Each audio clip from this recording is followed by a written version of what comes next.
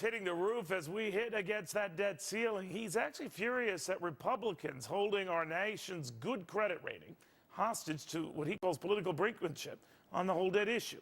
By now, you know that many Republicans are not going to raise the debt ceiling unless and until they say there are big spending cuts as part of the deal. So is that a risky deal? And where's this headed? Let's ask Jonathan Hodig, Chris Hahn, and Francis Newton. Jonathan, what do you make of this?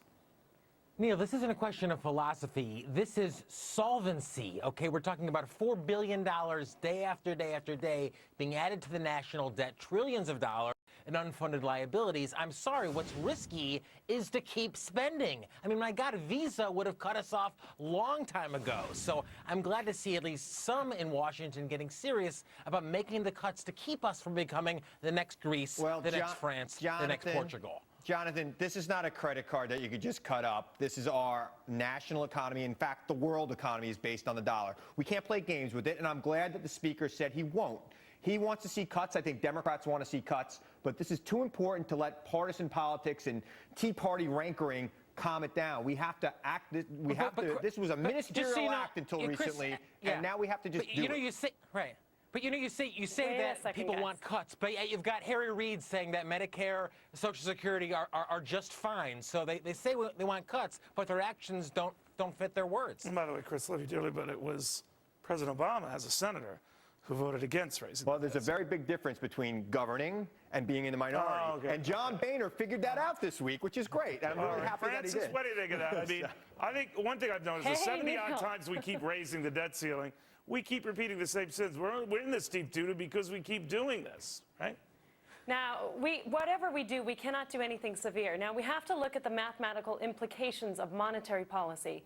We have to go back to 1937 after the Dow had increased for 5 years, and they cut the spending because of the deficit 18%. This caused the V-shaped recession to go to a W.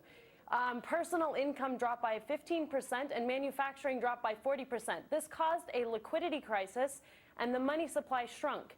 We have got to keep the public spending high enough not to have a liquidity crisis. How did the debt ceiling issue do any of the above? How did the debt ceiling issue? Because if you put the debt ceiling in place, you cut the spending, you restrict the spending. This causes a liquidity crisis. The thing that we need to do. I was focused on the Vegas background there. Wait a second, guys. Circus, if we cut public spending, Neil, if we cut public spending severely, we must increase the spending on the private sector because we have to keep liquidity and we have to produce our way out of this. Things have got to be moving, right? Things have got to be moving at all times where people can't. Yeah, but you know, the misnomer on this, Jonathan, is that it is disastrous not to, when in fact the money is still coming in. We would have to prioritize where it goes. If we want to avoid insolvency, you just pay off the debtors. You make sure they're always helped out, much like if you and I were in a pinch, we always pay our rent and our mortgage. We prioritize. So we would prioritize, right?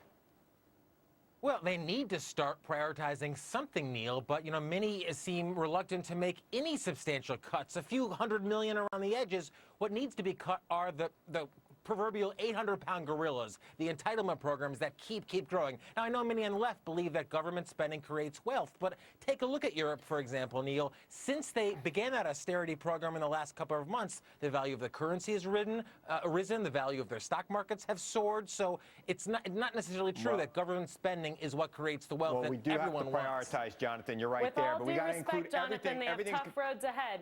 Everything's got to be on the table, defense included. Defense included. There are many defense programs that are obsolete that need to go at this point. But you guys pick and choose, and I think to Jonathan's point, each side picks and chooses what they cut. What worries me, Francis, in the end, we don't make progress on this. So to those who want to say, well, stop this charade and use the debt ceiling as the moment you do stop it. Well, Neil, I totally agree with you. The thing is, Neil, I completely agree with you. But if we drastically reduce public spending, which has been keeping this economy alive because the private sector completely died, if we drastically decrease public spending without keeping liquidity, we are going to be in trouble, guys. It's just history. Well, Neil, of course, all that spending is creating inflation that you've talked about the entire show, whether it be in gas prices, food prices. Have you been listening to the entire show? Of course. This is why I love you. You're my honorary little brother. always do. deflationary collapse yet. I love that. I love that. Well, what do you make to his point there that, we always keep repeating the same old thing? There's a logic to that. We do keep repeating, and we have to have a grown-up conversation. Everybody We never do. We never do. Because you know what? The grown-up conversation will go as soon as we raise the debt ceiling, we go, oh, well, now we can ease up. You know what? I think everybody's got to kick back for a minute and relax. Okay, we're not going to not raise the debt ceiling. Sorry, anybody who thinks that's going to happen. We are absolutely. We've done it 70 some odd times, and for all of that, we are still on the verge of having our credit rating downgraded. Well, with all of that, what does that teach you? We're on the verge of having our credit rating downgraded because we're threatening not to raise the debt ceiling. No, are you kidding? We are Mozambique on a fender right now. Sector is Right dead. now, debt and management of debt is why we have a constitution in this country. It was one of the fundamental reasons why we founded this country, right downtown here in New York City. Just keep spending. Just keep spending. We just Just keep keep repeating. spending. All right, guys. I wish we had more time, because I still like looking at that shot behind Francis as well. But Vegas is a perfect, because we are it is a crapshoot. It's a gamble. All right, that's for when we sure. come back, Hosni, it's time to packy. Actually, very quickly. Hosni.